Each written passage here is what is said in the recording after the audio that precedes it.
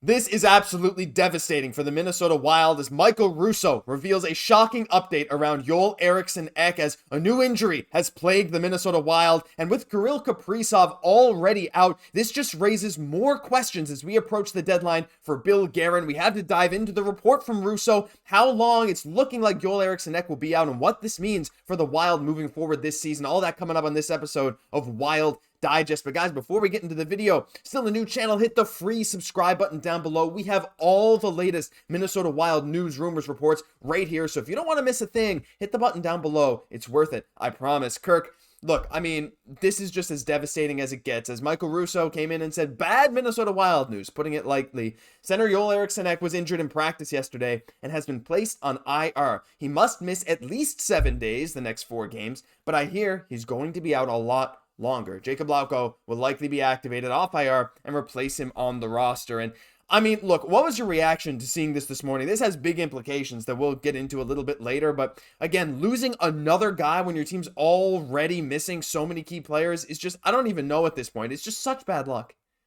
Yeah, well, Josh, it frankly ruined my morning. I'm not going to lie. Seeing this, knowing the situation the Wild are in right now, where we're already injury plagued. The team right now, we're in a good spot, but still, when you look at the lines and everything, it just doesn't look like a top team in the NHL. And now losing one of the best, if not the best two-way forward in the NHL, it just is a major hit to this Wild team, not just in the regular season, but also, as Michael Russo said, we don't know how long he could be out. His Athletic article went into possibly heading out or being out until the playoffs. It just is a tough situation to be in right now, especially when the deadline is 2 weeks away. We see Bill Guerin say, this team might not be too active. We kind of have a good situation right now as long as Kirill Kaprizov comes back. But it does seem like those plans have changed with this most recent injury for Joel Eriksson Ek. Yeah, you have to think so. And look, we'll dive into a little list of some guys that, like, at this point, you have to think that Minnesota's going to be a little more active, like you said, because you can't just replace a guy like Joel Eriksson Ek, at least not with the guys in the system at this point. Because right now, Freddie Gaudreau, you have to imagine, is coming up and taking that 2C spot. You got Marat there on the third and Lauko maybe playing fourth again. Maybe we'll see Mojo play some set. I don't know. There's a lot of questions right now, right? But again, looking at who's on the LTIR with Kaprizov, you got Eriksson Ek on the IR. You got Hartman still in the press box serving. I believe it's 4 more games left in that suspension. You're missing so many key players in this lineup. But, moving Eriksson Ek to LTIR could relieve a little bit of cap space again to make a move. But I want to focus first on the team's outlook the rest of the season before we dive into the deadline, because that is going to be interesting as well. But at least right now, Minnesota sits at 72 points. They're, I believe, if my math is right, 9 points up on the wild card 2 spot. Obviously, Colorado's there in that wild card 1. The Central Division is always very competitive. Kirk, right now, with the outlook of the roster, knowing, not even really having a timeline on Kaprizov or Eriksson Ek, which is just, again, insane to me that we don't have a timeline on either of these guys.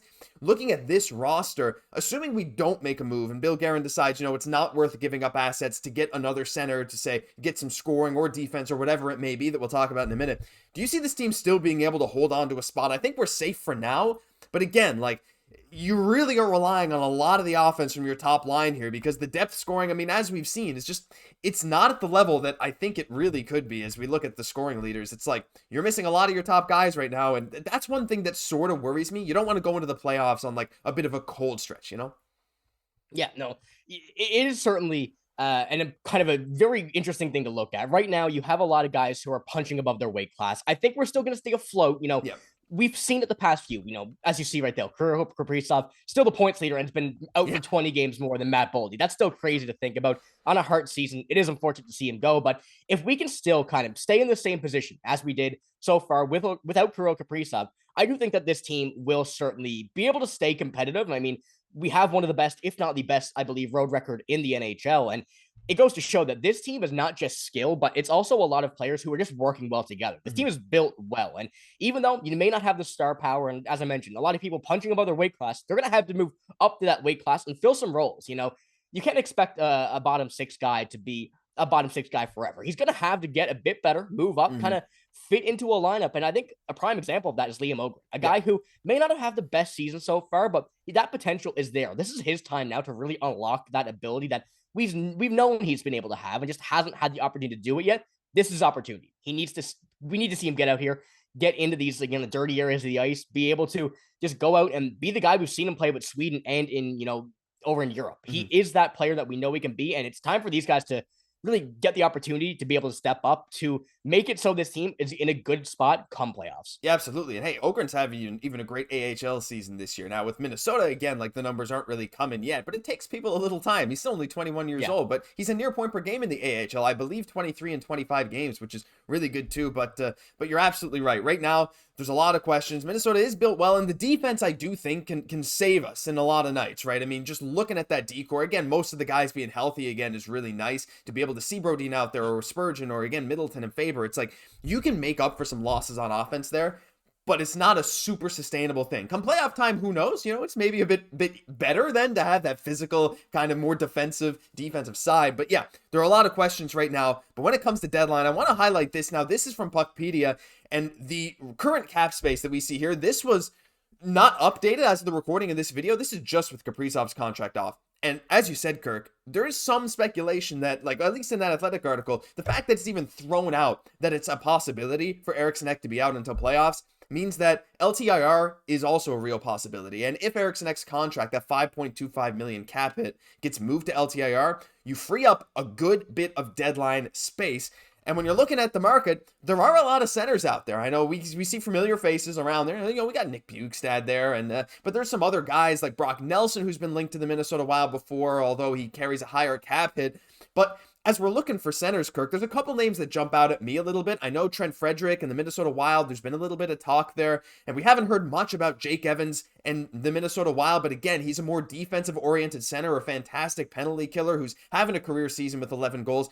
At this point, there are some centers that can come in and replace Eriksson Ek to some extent. Looking at this list, is there anyone that stands out to you as someone that Bill Guerin could maybe start to be more active than anticipated and go out and try and snag to replace this glaring hole? Yeah, I do think that Trent Frederick really is an option. He kind of was a few years ago one of these dirtier players that a lot of people just wasn't a big fan of. But as of recent years, I remember last year as well, had his career year in points, I believe, and goals.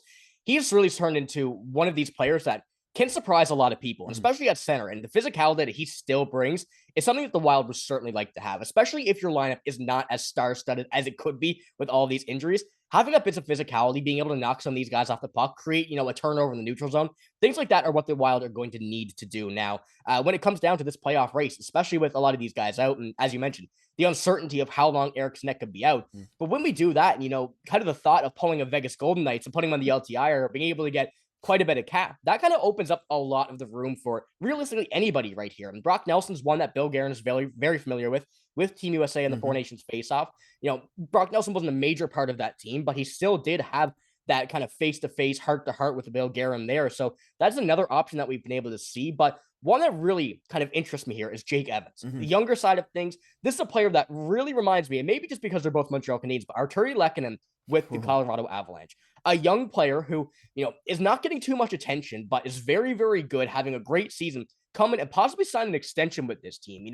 That may be a bit kind of thinking out of the future, but the way that Jake Evans' contract is now, $1.7 million for the year, going to a UFA, he's not going to be making too much more than that. And his defensive ability, I think, is the closest thing that we'll get to a possible Joel Eriksson Ek replacement come playoff time. And we've been able to see him, play very, very well this year, have quite a bit of experience with the Canadiens, who are not being all of a great team, I guess we'll say this year, but he has really highlighted that team in many aspects of it. And I think that he could do the same with the Minnesota Wild. I think it's possible. Now, there's actually been a lot of talk about Montreal recently of Jake Evans and Joel Armia coming in a package deal to whatever team is willing to trade for them, because those two have been arguably the best penalty killing duo in terms of forwards in the league. So that does replace, because Eriksson Ek, like, not only are you losing some scoring, you're losing your second line center, you're losing a guy who's present on pretty much all your special teams, right? Like that's a big issue as well. So Evans could come in and do that, and he might not reach an extension with Montreal. There's some talks, 3.54 million per season, but with the cap going up, that's about, it's not crazy high.